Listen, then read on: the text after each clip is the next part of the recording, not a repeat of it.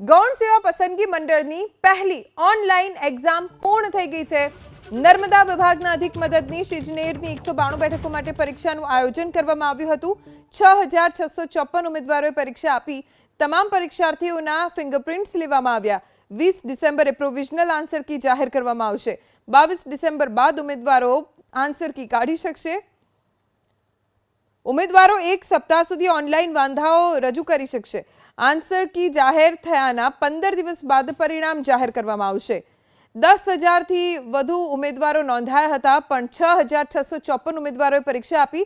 3 કલાકની આ પરીક્ષા રહી, જે સંપૂર્ણ રીતે ઓનલાઈન રહી।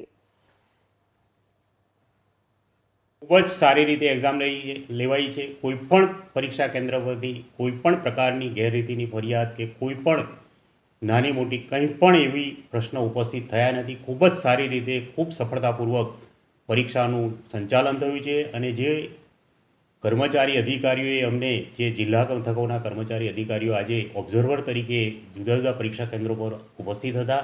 20મી તારીખે પોતે જે આજે આન્સર લખ્યા છે એની સીટ ડાઉનલોડ કરીને પોતે પ્રિન્ટ કાઢી શકશે અને કોઈ ઉમેદવારને આ આન્સર સામે કોઈ પણ આન્સર સામે વાંધો હોય તો એ ઓનલાઈન ઓબ્જેક્શન પણ આપી શકશે।